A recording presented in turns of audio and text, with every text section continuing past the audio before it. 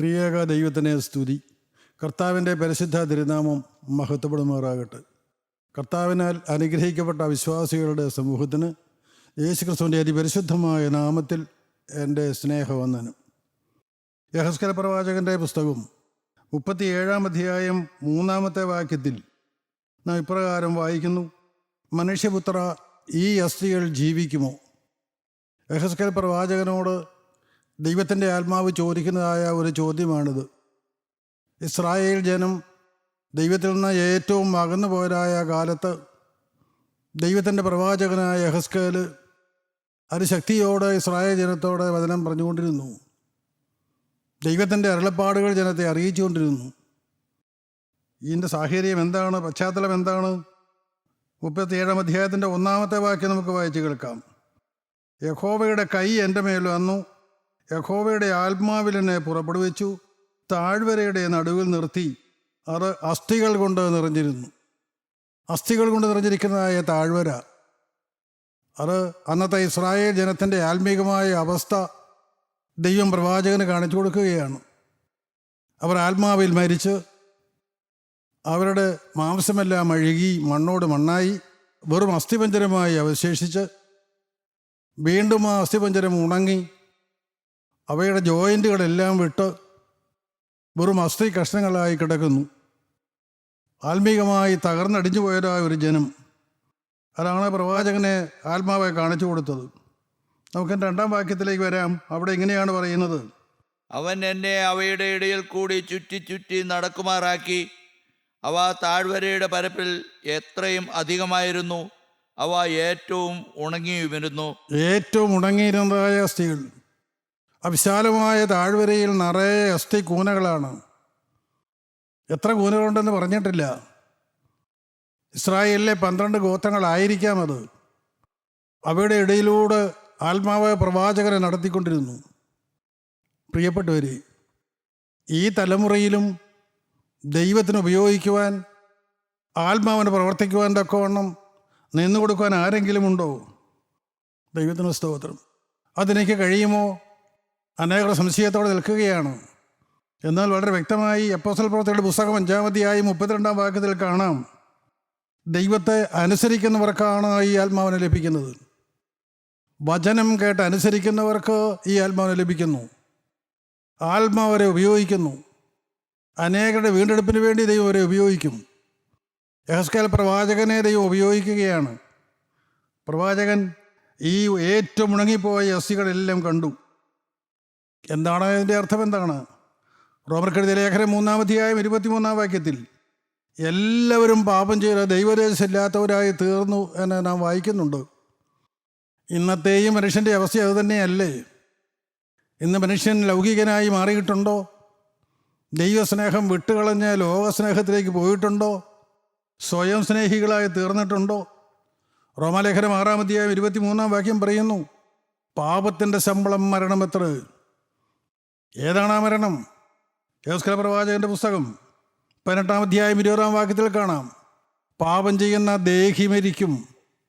പാപം ചെയ്യുന്ന ദേഹമല്ല, ആ വ്യക്തിയല്ല, അവൻ്റെ ആത്മാവ് മരിക്കുന്നു. മത്തായിയുടെ സുവിശേഷം 17-ാം അധ്യായം 26-ാമത്തെ വാക്യത്തിൽ കർത്താവായ യേശുക്രിസ്തു തൻ്റെ പിന്നാലെ വരുന്ന വലിയ സമൂഹത്തോട് പറഞ്ഞു, ഒരു മനുഷ്യൻ സർവ്വലോകവും നേടിയിട്ടും തൻ്റെ ആത്മാവിനെ നഷ്ടപ്പെടുത്തിയാൽ അവരെന്ത് പ്രയോജനം? എന്ന് ഈ ലോകത്തിൽ സമ്പന്നനാകുവാൻ, ഈ ലോകത്തിലെ സ്ഥാനമാനങ്ങൾക്ക് വേണ്ടി, ഈ ലോകത്തിലെ മനുഷ്യൻ്റെ മുഖസ്തുതിക്ക് വേണ്ടി, അതിനുവേണ്ടി ബന്ധപ്പെടുന്ന മനുഷ്യൻ, ഈ ലോകത്തിൽ സമ്പാദിക്കുന്നതിന് വേണ്ടി ഓടി നടക്കുന്ന മനുഷ്യൻ, അവൻ്റെ ലക്ഷ്യം മാറിയിട്ടുണ്ടോ? നിത്യനായ ദൈവം, സ്നേഹവാനായ ദൈവം, സൃഷ്ടിതാവായ ദൈവം മനുഷ്യനെ നോക്കുമ്പോൾ ഈ ലോകം മുഴുവനും ഒരു മനുഷ്യൻ നേടിയാലും അവൻ്റെ ആത്മാവിനെ നഷ്ടപ്പെടുത്തിയാൽ അത് തീരാ നഷ്ടമാണ് എന്ന് കർത്താവ് പറഞ്ഞു. ഇത് ഉൾക്കൊള്ളാൻ ഇന്നത്തെ സമൂഹത്തിന് കഴിയുന്നുണ്ടോ? നമുക്ക് ശാന്തമായി നമ്മിലേക്ക് തന്നെ തിരിഞ്ഞു നോക്കാം. ഇവിടെയുള്ളതൊന്നും ശാശ്വതമല്ല. ഇവിടെ എന്തെല്ലാം സമ്പാദിച്ചാലും ഒന്നും നിലനിൽക്കുന്നതല്ല. അതെല്ലാം തീക്കായി സൂക്ഷിക്കപ്പെട്ടിരിക്കുന്നു. ആ നിത്യഭവനത്തിലേക്ക്, സ്വർഗീയ ഭവനത്തിലേക്ക് ഞാൻ പോകേണ്ടതാണ്. എൻ്റെ ആത്മാവിന് വേണ്ടി കരുതേണ്ടതാണ്. എൻ്റെ ആത്മാവ് മരിക്കാൻ ഇടവരാതെ വണ്ണം, പാപത്തിൻ്റെ ഒരു സ്പർശനം പോലും എന്നിൽ വരാതെ വണ്ണം ഞാൻ എന്നെ തന്നെ കാക്കേണ്ടതാണ്. ആ ചിന്താഗതി ഇന്ന് അനേകർക്കുണ്ടോ? കർത്താവായ യേശുക്രിസ്തുവിൻ്റെ പരസ്യ ശുശ്രൂഷ നാളിൽ കഫർന്നഹൂമിൽ ഏറെ അത്ഭുതങ്ങളും അടയാളങ്ങളും കർത്താവ് കാണിച്ചതാണ്. അവിടെയുള്ളവർക്ക് വചനം കൊടുത്തതാണ്. എന്നാൽ അവരെ ചേർത്തുപോയി, അവർ അഹങ്കാരികളായിപ്പോയി. അവർക്ക് കിട്ടിയ അനുഗ്രഹങ്ങളിൽ അവർ മതിമറന്നുപോയി. അതുകൊണ്ട് തന്നെ കർത്താവ് അവരെ നോക്കിക്കൊണ്ട് പറഞ്ഞു, വിശുദ്ധ ലൂക്കോസിൻ്റെ സുവിശേഷം 10-ാം അധ്യായം 15-ാം വാക്യത്തിൽ നാം ഇങ്ങനെയാണ് വായിക്കുന്നത്: നീയോ കഫർന്നഹൂമേ, നീ സ്വർഗത്തോളം ഉയർന്നിരിക്കുമോ, നീ പാതാളത്തോളം താണുപോകും. തന്നെ ഉയർത്തുന്നവൻ താഴ്ത്തപ്പെടും. വളരെ വ്യക്തമായ ദൈവത്തിൻ്റെ വചനമാണ്. ഇന്ന് പണമുണ്ട്, പ്രതാപമുണ്ട്, സ്വാധീനമുണ്ട്, ഇന്നെനിക്കെല്ലാമുണ്ട് എന്ന് പറഞ്ഞ് അഭിമാനിക്കുന്നവരുണ്ട്. എനിക്ക് ആരോഗ്യമുള്ള ഭർത്താവുണ്ട്, എനിക്ക് സൗന്ദര്യമുള്ള ഭാര്യയുണ്ട്, എനിക്ക് അരോഗദൃഢഗാത്രരായ ബുദ്ധിയുള്ള മക്കളുണ്ട്, എനിക്ക് സമ്പത്തുണ്ട്, വരുമാനമുണ്ട്, നല്ല വീടുണ്ട്, എല്ലാം കണ്ട് അഭിമാനത്തോടെ ഇരിക്കുന്ന ദൈവവേദിലെ നീ ശാന്തമായി ചിന്തിക്കുക. നിന്റെ ഹൃദയം താഴ്ത്താൻ നിനക്ക് മനസ്സുണ്ടോ? ആത്മാവിൻ്റെ ശബ്ദം കേൾക്കുവാൻ, ആത്മാവിൻ്റെ വഴികളിലൂടെ നടക്കുവാൻ നിനക്ക് നിന്നെ തന്നെ താഴ്ത്തുവാൻ മനസ്സുണ്ടോ? അതാണ് കർത്താവായ യേശുക്രിസ്തു പറഞ്ഞത്: നീയോ കഫർന്നഹൂമേ, നീ സ്വർഗത്തോളം ഉയർന്നിരിക്കുമോ, നീ പാതാളത്തോളം താണുപോഴും. നമുക്ക് തന്നെ താഴ്ത്താം. നമുക്ക് ദൈവസന്നിധിയിൽ വിനയത്തോടെ ഇരിക്കാം. ഹൃദയങ്ങളെ തുറന്നുകൊണ്ട് ദൈവശബ്ദത്തിനായി ഞാൻ ഈ വേദന അനുസരിച്ചു കൊള്ളാം എന്നുള്ള സമർപ്പണത്തോടെ നമുക്കും ഇരിക്കാം. പ്രിയപ്പെട്ടവരെ, നാം ആരാണ്? ദൈവം സൃഷ്ടിച്ച മനുഷ്യൻ ആരാണ്? വളരെ വ്യക്തമായി വേദപുസ്തകം പറയുന്നു. ഉൽപ്പത്തി 1:26, ദൈവത്തിൻ്റെ സ്വരൂപത്തിലും ദൈവത്തിൻ്റെ സാദൃശ്യത്തിലും ദൈവം മനുഷ്യനെ സൃഷ്ടിച്ചു. ദൈവത്തിൻ്റെ സ്വഭാവത്തിലും ദൈവത്തിൻ്റെ നിർമ്മലതയിലും മനുഷ്യനെ സൃഷ്ടിച്ചു. സങ്കീർത്തനക്കാരനായ ദാവീദ് 8-ാം സങ്കീർത്തനം 5-ാം വാക്യത്തിൽ പറയും: ദൈവം മനുഷ്യനെ തേജസ്സും ബഹുമാനവും അണിയിച്ചിരിക്കുന്നു. ദൈവത്തിൻ്റെ സ്വരൂപവും ദൈവത്തിൻ്റെ സാദൃശ്യവും ദൈവത്തിൻ്റെ തേജസ്സും പ്രാപിച്ച മനുഷ്യനെ ആകാശത്തിലും ഭൂമിയിലും സമുദ്രത്തിലുമുള്ള സകലത്തിൻ്റെ മേലും അധിപതിയാക്കി അവന് ബഹുമാനം കൊടുത്തു. ദൈവം അവനെ ഏറ്റവും ബഹുമാനിച്ചു. എന്നാൽ സഹോദരീ സഹോദരങ്ങളെ, നാം നമ്മുടെ സഹോദരവർഗത്തെ സ്നേഹിക്കാറുണ്ടോ? നാം അവരെ മാനിക്കാറുണ്ടോ? നാം അവരെ ശ്രേഷ്ഠരായി എണ്ണാറുണ്ടോ? എന്നെക്കാൾ വലിയവനാണ് മറ്റുള്ളവരെന്നുള്ള ചിന്ത നമുക്കുണ്ടോ? നാം ഓരോരുത്തരും ചിന്തിക്കുന്നത് വളരെ നല്ലതാണ്. ദൈവത്തിന് സ്തോത്രം. കർത്താവായ യേശുക്രിസ്തു തൻ്റെ പരസ്യ ശുശ്രൂഷ നാളിൽ ബേഥാനിയിലെ ലാസറിൻ്റെ കല്ലറയ്ക്കരികിൽ വന്ന് നിൽക്കുമ്പോൾ മാർത്തയും മറിയയും കരഞ്ഞുകൊണ്ട് നിൽക്കുകയാണ്. ലാസർ മരിച്ചു. ലാസറിനെ അടക്കി കല്ലറയിൽ വെച്ചിട്ട് 4 ദിവസമായി. കർത്താവ് കരയുന്ന മാർത്തിയോട് പറഞ്ഞു, ആ കല്ല് നീക്കുമെന്ന് പറഞ്ഞു. തന്നോടിത് പറയുന്നത് ആരാണെന്ന് മാർത്തയ്ക്ക് പിടികിട്ടിയില്ല. മാർത്തയ്ക്ക് യേശുവിനെ അറിയാം. യേശു ആ ഭവനത്തിൽ ചെന്നിട്ടുണ്ട്, യേശു ആ ഭവനത്തിൽ വചനം കൊടുത്തിട്ടുണ്ട്. എന്നാൽ അറിയേണ്ടതുപോലെ മാർത്ത ഇപ്പോഴും യേശുവിനെ അറിഞ്ഞിട്ടില്ല. കർത്താവെ പാടില്ല, കല്ല് നീക്കാൻ പാടില്ല, നാറ്റം വെച്ചു തുടങ്ങി, 4 ദിവസമായല്ലോ എന്നാണ് മാർത്ത പറയുന്നത്. എന്നാൽ തൻ്റെ അരികിൽ വന്ന് നിൽക്കുന്നവൻ ജീവദായകനായ ക്രിസ്തു എന്നവൾ അറിഞ്ഞില്ല. ജീവിപ്പിക്കാൻ കഴിവുള്ളവനെന്ന് അറിഞ്ഞില്ല. അവൻ ആരാണെന്ന് വേണ്ടതുപോലെ അറിഞ്ഞില്ല. ദൈവമക്കളെയും അനേകരുടെയും അവസ്ഥ ഇത് തന്നെയാണ്. ആത്മാവിൽ മരിച്ച് ചീഞ്ഞ നാറി സമൂഹത്തിൽ ദുർഗന്ധം പരത്തുന്നവരായി നാം ഇന്ന് നിൽക്കുന്നു. ഇത് തിരിച്ചറിയാതെ നാം ഉന്നത ഭാവത്തോടെ നിൽക്കുന്നു. നാം അനേകരെ ചോദ്യം ചെയ്തുകൊണ്ട് നിൽക്കുന്നു. അനേകരുടെ നേരെ വിരൽ ചൂണ്ടിക്കൊണ്ട് നിൽക്കുന്നു. യെഹെസ്കേൽ പ്രവാചകനെ ആത്മാവ് കാണിച്ചു കൊടുത്തു. ഇസ്രായേൽ ജനം ഏറ്റവും ഉണങ്ങി വരേണ്ട അസ്ഥികളെ പോലെ കിടക്കുന്നു, നിർജ്ജീവരായി കിടക്കുന്നു. അവിടെയാണ് നാം 37-ാം അധ്യായത്തിൻ്റെ 3-ാം വാക്യം വായിച്ചത്. ആത്മാവ് അവനോട് ചോദിച്ചു, മനുഷ്യപുത്ര, ഈ അസ്ഥികൾ ജീവിക്കുമോ? നിർണായകമായ ഒരു ചോദ്യമാണ്. ദൈവത്തിന് സ്തോത്രം. എന്നാൽ സൃഷ്ടാവായ ദൈവത്തിൻ്റെ മുൻപിൽ, പരിശുദ്ധാത്മാവാൻ ദൈവത്തിൻ്റെ മുൻപിൽ പ്രവാചകൻ എന്ത് പറയാനാണ്? ഈ അസ്ഥികൾ ജീവിക്കുമോ എന്നാണ് പ്രവാചകനോട് ചോദിക്കുന്നത്. പ്രവാചകൻ തലകുനിച്ചു നിന്നു. പ്രവാചകൻ ആരാണ്? പ്രിയപ്പെട്ടവരെ, വചനം എന്താണ് പറയുന്നത്? കൊരിന്ത്യർക്കെഴുതിയ 1-ാമത്തെ ലേഖനം 14-ാം അധ്യായം 32-ാം വാക്യത്തിൽ പറയുന്നു, പ്രവാചകന്മാരുടെ ആത്മാക്കൾ പ്രവാചകന്മാർക്ക് കീഴടങ്ങിയിരിക്കുന്നു. ദൈവത്തിന് സ്തോത്രം. ദൈവാത്മാവിൻ്റെ മുമ്പിൽ പ്രവാചകൻ കീഴടങ്ങിയിരുന്നു, മിണ്ടാറിയിരുന്നു. തൻ്റെ നിസ്സഹായമായ കൈകൾ മലർത്തിപ്പിടിച്ചുകൊണ്ട് പ്രവാചകൻ നിന്നു. പ്രവാചകൻ പറഞ്ഞ മറുപടി നിങ്ങൾ ശ്രദ്ധിക്കുന്നുണ്ടോ? പ്രവാചകൻ പറഞ്ഞു, അതിനെ ഞാൻ യഹോവയായ കർത്താവേ, നീ അറിയുന്നു എന്ന് ഉത്തരം പറഞ്ഞു.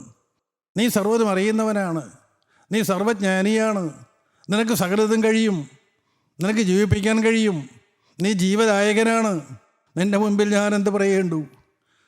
യഹോവയായ കർത്താവേ, നീ സകലതും അറിയുന്നു. പ്രവാചകൻ തൻ്റെ എളിമ വെളിപ്പെടുത്തി.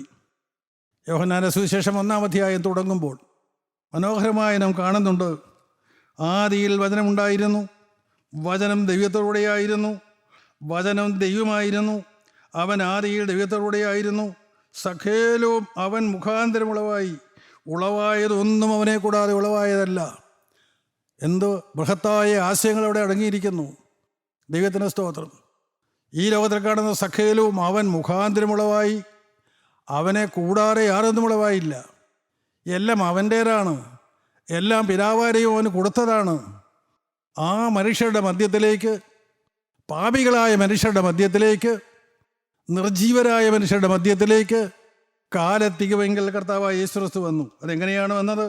എൻ്റെ 4-ാം വാക്യത്തിൽ നാം ഇങ്ങനെയാണ് വായിക്കുന്നത്, അവനിൽ ജീവനുണ്ടായിരുന്നു, ജീവൻ മനുഷ്യരുടെ വെളിച്ചമായിരുന്നു. കർത്താവായ യേശുക്രിസ്തു ജീവനാണ്. അവൻ മരിച്ചവരെ ജീവിപ്പിക്കുന്നവനാണ്. അവനിൽ ജീവനുണ്ടായിരുന്നു, ആ ജീവൻ മനുഷ്യരുടെ വെളിച്ചമായിരുന്നു. ആ ജീവൻ നഷ്ടപ്പെട്ടവരാണ് അന്ധകാരത്തിൽ തപ്പി തടയുന്നത്. അവരാണ് പാപത്തിൽ വീഴുന്നത്, അവരാണ് നിരാശപ്പെടുന്നത്, അവരാണ് പ്രത്യാശയില്ലാതെ തകർന്നിരിക്കുന്നത്. അവരുടെ മധ്യത്തിലേക്ക് പിതാവായ ദൈവം അയച്ചിട്ട് യേശുക്രിസ്തു തന്നെ പറഞ്ഞു. വിശുദ്ധ ലൂക്കോസിൻ്റെ സുവിശേഷം 5-ാം അധ്യായം 24-ാം വാക്യത്തിൽ കർത്താവ് പറഞ്ഞു, ഭൂമിയിൽ പാപങ്ങളെ മോചിപ്പാൻ മനുഷ്യപുത്രന് അധികാരമുണ്ട്. എൻ്റെ വചനം കേൾക്കുന്ന സഹോദരീ സഹോദരങ്ങളെ, നിങ്ങളുടെ അരികിൽ വന്ന് നിൽക്കുന്ന സ്നേഹവാനായ ക്രിസ്തു ആരാണ് എന്ന് നിങ്ങൾ അറിഞ്ഞാൽ നല്ലതാണ്. അവൻ സർവ്വത്തിനും മതിയായവനാണ്. അവൻ ഈ ഭൂമിയിൽ പാപങ്ങളെ മോചിപ്പാൻ അധികാരമുള്ള ഏക വ്യക്തിയാണ്. പാപമോചനം കൊടുക്കുവാൻ വേറെ ആർക്കും അധികാരമില്ല.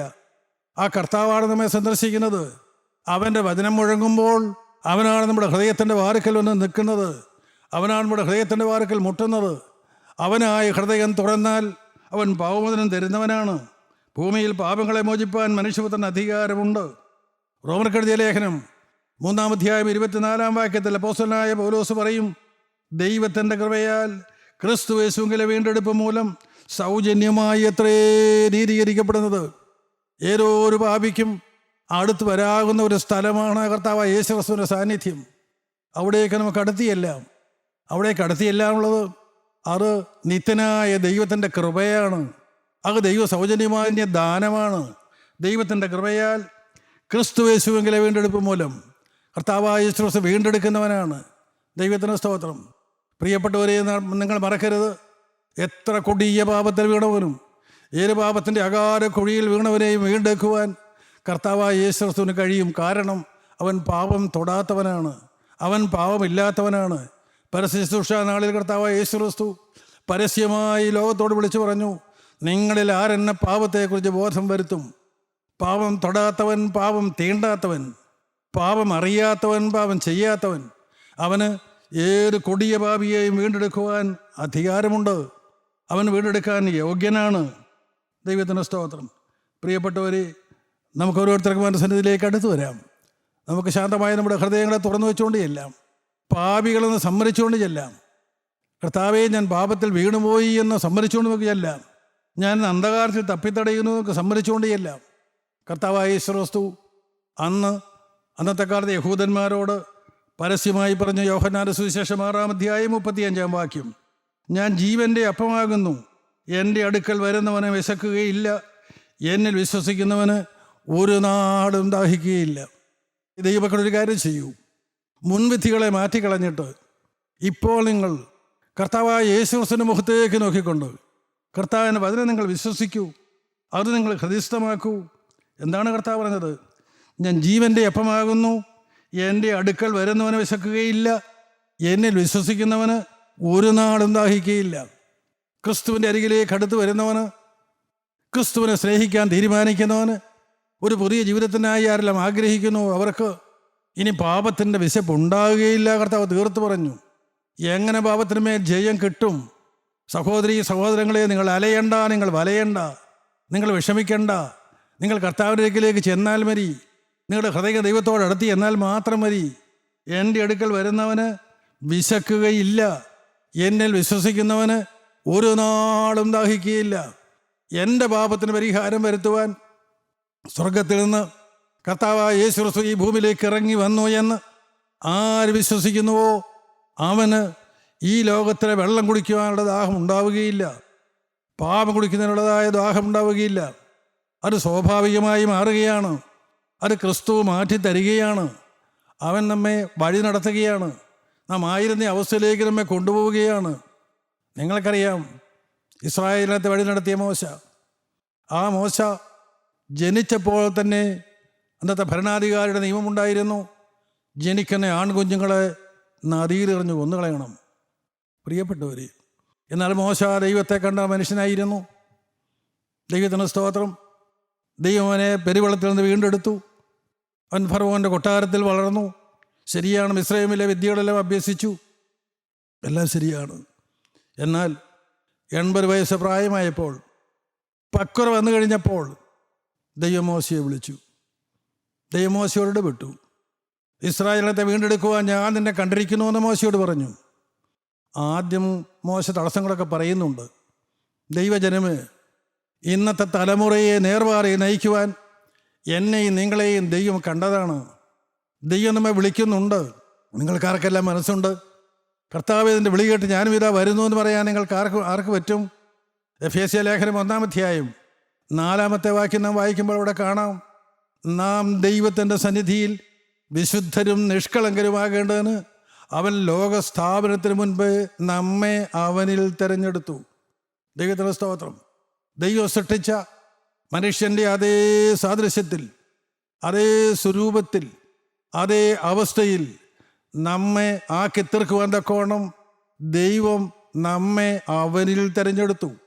നാം ഒറ്റയ്ക്കല്ല പ്രിയപ്പെട്ടവരെ, നമ്മോടുകൂടെ ദൈവമുണ്ട്, നമ്മോട് ദൈവ സാന്നിധ്യമുണ്ട്. നിങ്ങൾ ആ വാക്യം വായിച്ച് ധ്യാനിക്കൂ.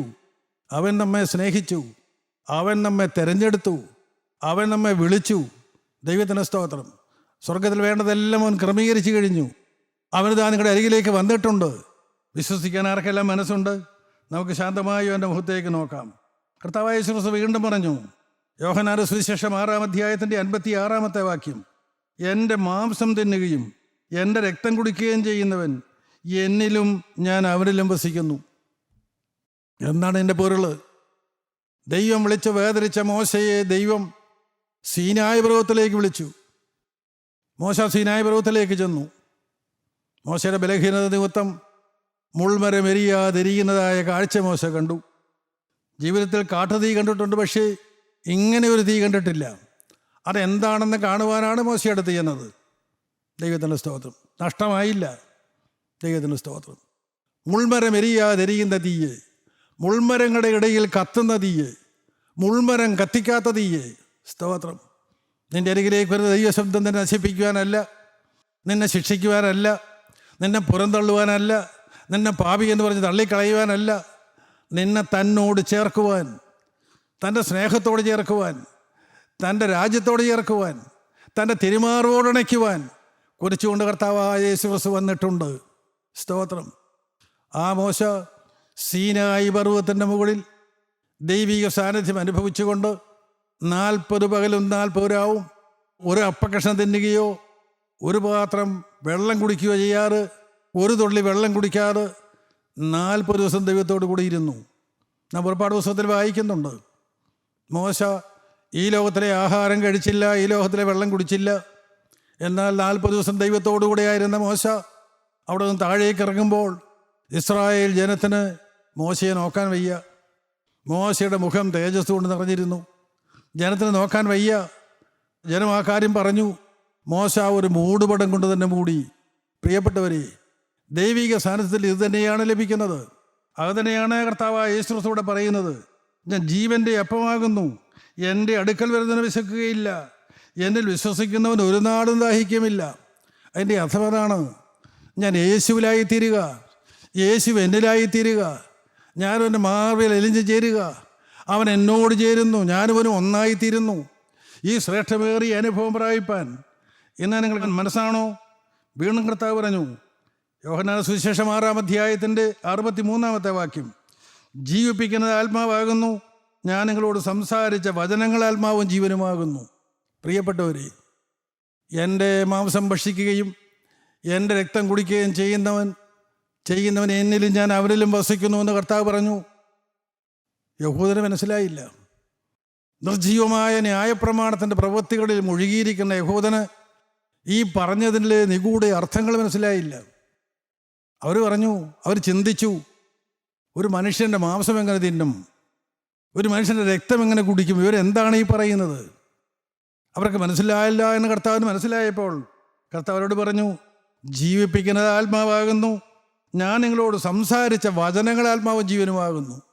സഹോദരീ സഹോദരങ്ങളെ, ജീവൻ പ്രാപിക്കാൻ നിങ്ങൾക്ക് ആർക്കെങ്കിലും മനസ്സുണ്ടോ? ഒരു പുതിയ ജീവിതം നയിക്കാൻ നിങ്ങൾക്ക് ആർക്കെങ്കിലും ആഗ്രഹമുണ്ടോ? ജീവിപ്പിക്കുന്നത് ആത്മാവാണ്. എങ്ങനെ കിട്ടും ഇത്? അത് കർത്താവ് പറഞ്ഞു, ഞാൻ നിങ്ങളോട് സംസാരിച്ച വചനങ്ങൾ ആത്മാവും ജീവനുമാകുന്നു. ആത്മാവിൻ്റെ വചനം അത് മനുഷ്യനെ ജീവിപ്പിക്കുന്നതാണ്, അത് പാപങ്ങൾ ക്ഷമിക്കുന്നതാണ്, അവന് പുതിയൊരു ജീവിതം കൊടുക്കുന്നതാണ്, അവനെ പുതിയ സൃഷ്ടിയാക്കുന്നതാണ്. ഇതാണ് എൻ്റെ മർമ്മം. കർത്താവ് പറഞ്ഞു. നമുക്ക് യെഹെസ്കേൽ പ്രവാചകന്റെ പുസ്തകം 37-ാം അധ്യായം 4-ാം വാക്യത്തിലേക്ക് വരാം. അവിടെ നാം ഇങ്ങനെ വായിക്കുന്നു, നീ ഈ അസ്ഥികളെക്കുറിച്ച് പ്രവചിച്ച് അവയോട് പറയേണ്ടത്, ഉണങ്ങിയ അസ്ഥികളെ യഹോവയുടെ വചനം കേൾപ്പീൻ. ആത്മാവായ പ്രവാചകനോട് പറഞ്ഞു കൊടുത്തു, പ്രവാചക, നീ ഈ ഉണങ്ങിയ അസ്ഥികളെക്കുറിച്ച് പ്രവചിച്ച് അവയോട് പറയേണ്ടത്, ഉണങ്ങി വരണ്ടുപോയ അസ്ഥികളോട് നീ പറയേണ്ടത്, പ്രത്യാശയില്ലാതെ തകർന്നടിഞ്ഞു പോയ ജനത്തോട് നീ പറയേണ്ടത്, എൻ്റെ ജനമായ ഇസ്രായേലിനോട് നീ പറയേണ്ടത്, ഉണങ്ങിയ അസ്ഥികളെ യഹോവയുടെ വചനം കേൾപ്പീൻ, ജയമില്ലാത്തവരെ യഹോവയുടെ വചനം കേൾപ്പീൻ. ഇന്ന് ദൈവവചനം കേൾക്കാൻ നിങ്ങൾക്ക് ആർക്കെല്ലാം മനസ്സുണ്ട്? ജീവൻ പ്രാപിക്കാൻ ആർക്കെല്ലാം മനസ്സുണ്ട്? ഒരു പുതിയ സൃഷ്ടിയാകുവാൻ നിങ്ങൾക്ക് ആർക്കെല്ലാം മനസ്സുണ്ട്? ഉണങ്ങിയ അസ്ഥികളെ യഹോവയുടെ വചനം കേൾപ്പീൻ. ദൈവത്തിന് സ്തോത്രം. ആത്മാവിൻ്റെ വചനം, ജീവനുള്ള വചനം, ജീവിപ്പിക്കുന്ന വചനം, യേശുക്രിസ്തുവിൻ്റെ വചനം, സത്യമായ വചനം, അത് കേൾക്കുവാൻ വേണ്ടി കാതോർത്തിരിക്കുന്നവർ ആരെല്ലാം ഉണ്ട്? എൻ്റെ പ്രിയപ്പെട്ടവർ, നിങ്ങൾക്ക് നിങ്ങളുടെ പ്രാർത്ഥനാമുറിയിലിരിക്കാം, നിങ്ങൾക്ക് നിങ്ങളുടെ അടുക്കളയിലിരിക്കാം, നിങ്ങളുടെ കൊച്ചുമുറിയുടെ മൂലയ്ക്ക് നിങ്ങൾക്കിരിക്കാം, നിൻ്റെ കീറപ്പായിൽ നിനക്കിരിക്കാം. നീ ഹൃദയം ഏകാഗ്രമാക്കിക്കൊണ്ട്, നീ ചെവികളെ കൂർപ്പിച്ചുകൊണ്ട്, എൻ്റെ രക്ഷകനായ ക്രിസ്തുവേ, നീ എന്നോട് ഇടപെടണമേ, എന്നോട് സംസാരിക്കണമേ എന്ന് പറഞ്ഞുകൊണ്ട് നിങ്ങളായിരിക്കുന്നിടത്ത് നിങ്ങൾ മുഴങ്കാൽ മടക്കിയിരുന്നാൽ അവിടേക്ക് ഇറങ്ങി വരുന്നൊരു ദൈവമുണ്ട്. ആ ദൈവസ്നേഹം നിങ്ങളെ തേടുകയാണ്. ആ ദൈവസ്നേഹം ഇന്നും നിങ്ങളെ സന്ദർശിക്കുന്നുണ്ട്. പ്രിയപ്പെട്ടവരെ, ശാന്തമായി നമുക്കിരിക്കാം. പ്രവാചകൻ ആ അസ്ഥികളോട് പറഞ്ഞു, ഏറ്റവും ഉണങ്ങിയ അസ്ഥികളോട് പറഞ്ഞു, ഉണങ്ങിയ അസ്ഥികളെ യഹോവയുടെ വചനം കേൾപ്പീൻ. ദൈവത്തിന് സ്തോത്രം. ലേവ്യ പുസ്തകം 11-ാം അധ്യായം 45-ാമത്തെ വാക്യത്തിൽ നിത്യനായ ദൈവം ഇസ്രായേൽ ജനത്തിന് പറഞ്ഞു കൊടുത്തു, ഞാൻ വിശുദ്ധനാകിയാൽ നിങ്ങളും വിശുദ്ധരായിരിപ്പീൻ. ഓർത്തുകൊള്ളുക, ദൈവം എപ്രകാരം വിശുദ്ധനായിരിക്കുന്നു അതുപോലെ വിശുദ്ധരാകേണ്ടവരാണ് നാം ഓരോരുത്തരും. നാം ഗ്രേഡ് കുറഞ്ഞവരല്ല, നാം ദൈവത്തെക്കാൾ താണവരല്ല. നമ്മളെക്കുറിച്ച് ദൈവം ഉദ്ദേശിക്കുന്ന അത് തന്നെയാണ്. ക്രിസ്തു എന്ന നിർമ്മല പുരുഷന് നിർമ്മല മണവാട്ടികളായി പിതാവായ ദൈവം നമ്മെ കണ്ടവരാണ്. നാം ആരും കുറഞ്ഞവരല്ല. നാം ഇവിടെ അലയേണ്ടവരല്ല, നാം ഇവിടെ വലയേണ്ടവരല്ല, നാം ഇവിടെ തകർന്നു പോകേണ്ടവരല്ല. ഈ ഭൂമിയിൽ സമ്പാദ്യങ്ങൾ സ്വരൂപിച്ചിട്ട് കത്തി നശിക്കുന്നതായി ഭൂമിയിൽ നമ്മുടെ സമ്പാദ്യം ഉണ്ടാക്കിയിട്ട് ഒന്നുമില്ലാത്തവരായി നാം നിത്യ നരകത്തിലേക്ക് പോകേണ്ടവരല്ല. ദൈവം വിശുദ്ധനായിരിക്കുന്നവർ നാം വിശുദ്ധരാകേണ്ടതാണ്. കൊരിന്ത്യർക്കെഴുതിയ 1-ാമത്തെ ലേഖനം 3-ാം അധ്യായം 16-17 വാക്യങ്ങൾ അപ്പോസ്തലനായ പൗലോസ് പറയും, നിങ്ങൾ ദൈവത്തിൻ്റെ മന്ദിരമെന്നും ദൈവത്തിൻ്റെ ആത്മാവ് നിങ്ങളിൽ വസിക്കുന്നുവെന്ന് നിങ്ങൾ അറിയുന്നില്ലയോ? ദൈവത്തിൻ്റെ മന്ദിരം നശിപ്പിക്കുന്നവനെ ദൈവം നശിപ്പിക്കും. ദൈവത്തിൻ്റെ മന്ദിരം വിശുദ്ധമല്ലോ, നിങ്ങളും അങ്ങനെ തന്നെ. നാം ഓരോരുത്തരും വിശുദ്ധരാണ്. ഓരോരുത്തരും ദൈവം വസിക്കുന്ന അവൻ്റെ മന്ദിരങ്ങളാണ്. ദൈവത്തിന് സ്തോത്രം. ദൈവത്തിൻ്റെ ആലയമാണ്. പ്രിയപ്പെട്ടവർ, ആ ദൈവത്തിൻ്റെ ആലയമായി തീരുവാൻ തക്കോണം തങ്ങളെ തന്നെ ശുദ്ധീകരിപ്പാൻ നിങ്ങൾക്ക് മനസ്സുണ്ടോ? അപ്പോസ്തലനായ പൗലോസ് പറയും, 1 തീമോത്തിയോസ് 2-ാം അധ്യായം 8-ാം വാക്യത്തിൽ കാണാം, പുരുഷൻ എല്ലായിടത്തും കോപവും വാഗ്വാദവും വിട്ടകന്ന് വിശുദ്ധ കൈകളെ ഉയർത്തി പ്രാർത്ഥിക്കണം. നമുക്ക് നമ്മുടെ പാവഴികളോട് യാത്ര പറയാം. നമുക്ക് വിശുദ്ധ കൈകളെ ദൈവസനയിൽ ഉയർത്താം. കോപവും വാഗ്വാദവും വിട്ടുകളയാം. പഴയതിനോട് യാത്ര പറയാം. പഴഞ്ഞ ജീവിതത്തോട് യാത്ര പറയാം. ഒരു പുതിയ ജീവിതത്തിനായി നമുക്ക് ഒരുങ്ങാം. നമുക്ക് ദൈവസനയിൽ വിശുദ്ധ കൈകളെ മലർത്തിക്കൊണ്ട് പ്രാർത്ഥിക്കാം. അങ്ങനെ പ്രാർത്ഥിച്ചാൽ പ്രാർത്ഥന കേൾക്കുന്ന ഒരു ദൈവമുണ്ട്. ദൈവത്തിന് സ്തോത്രം. യാക്കോബ് ലേഖനം 4-ാം അധ്യായം 8-ാം വാക്യത്തിൽ കാണും, പാപികളെ കൈകളെ വെടിപ്പാക്കുവീൻ, ഇരുമനസ്സുള്ളവരെ ഹൃദയങ്ങളെ ശുദ്ധീകരിപ്പീൻ. ഇന്ന് നമുക്ക് നമ്മുടെ കൈകളെ വെടിപ്പാക്കാം. ദൈവസന്നിധിയിൽ പ്രാഗൽഭ്യത്തോടെ മലർത്തുവാൻ തൊക്കവണ്ണം നമുക്ക് അകൃത്യങ്ങളെ എറിഞ്ഞു കളയാം, പാപങ്ങളോട് യാത്ര പറയാം. ഇരുമനസ്സുള്ളവരെ ഹൃദയങ്ങളെ ശുദ്ധീകരിപ്പീൻ. യഹോവ ദൈവമെന്ന് പറയുകയും ബാലനെ ആരാധിക്കുകയും ചെയ്യുന്ന ഇസ്രായേൽ ജനത്തെ പോലെയല്ല. പാപത്തെ വെറുക്കുന്ന ക്രിസ്തുവെ എന്ന് വിളിക്കുകയും പാപത്തിൽ മുഴുകി ജീവിക്കുകയും ചെയ്യുന്ന ഇന്നത്തെ തലമുറയെ പോലെയല്ല. പാപത്തോട് യാത്ര പറഞ്ഞുകൊണ്ട് ഒരു പുതിയ സൃഷ്ടികളായി നമുക്ക് നിൽക്കാം. നമ്മെ തന്നെ ഏൽപ്പിച്ചു കൊടുക്കാം. എങ്കിൽ ദൈവം അത്ഭുതം പ്രവർത്തിക്കും. ആ ഉണങ്ങിയ അസ്ഥികൾ ജീവിച്ചു. അവരെ വലിയ സൈന്യമായി എഴുന്നേറ്റുന്നു. ദൈവത്തിന് സ്തോത്രം. അത്ഭുതങ്ങൾ നടന്നു. പ്രിയപ്പെട്ടവരെ, നമ്മെ ഉണർത്തുവാൻ തക്കോണം നമുക്ക് നമ്മെ തന്നെ താഴ്ത്താം. നമുക്ക് പ്രാർത്ഥിക്കാം. സ്നേഹവാനായ ഞങ്ങളുടെ സ്വർഗീയ പിതാവേ, ഞങ്ങളുടെ വാഴ്ത്തപ്പെട്ട കർത്താവേ, മനോഹരമായ ഈ സമയത്തിനായി ഞങ്ങളെ പിന്നെ സ്തുതിക്കുന്നു. അവിടുത്തെ മുറിഞ്ഞ കരങ്ങൾ ഞങ്ങളുടെ മേൽ വയ്ക്കണമേ. അവിടുത്തെ തിരരക്തത്താൽ ഞങ്ങളെ കഴുകണമേ. ഞങ്ങളുടെ സകല പാപങ്ങളെയും ഞങ്ങൾക്ക് ക്ഷമിച്ചു തരണമേ. പുതിയ സൃഷ്ടികളാക്കി ഞങ്ങളെ തീർക്കണമേ. ആത്മാവിൻ്റെ ആരാധന ഞങ്ങൾക്ക് തരണമേ. ആത്മാവിൽ സത്യത്തിലും ദൈവത്തെ ആരാധിപ്പാൻ ഞങ്ങൾക്ക് കൃപ തരണമേ. എല്ലാവരെയും അനുഗ്രഹിക്കണമേ. രണ്ടാമത്തെ വരവിനായി ഞങ്ങളെ ഒരുക്കണമേ. മാനവും മഹത്വപ്പെടുന്ന എടുക്കണമേ. യേശു ക്രിസ്തുവിൻ്റെ അതിപരിശുദ്ധ നാമത്തിൽ തന്നെ. ആമീൻ.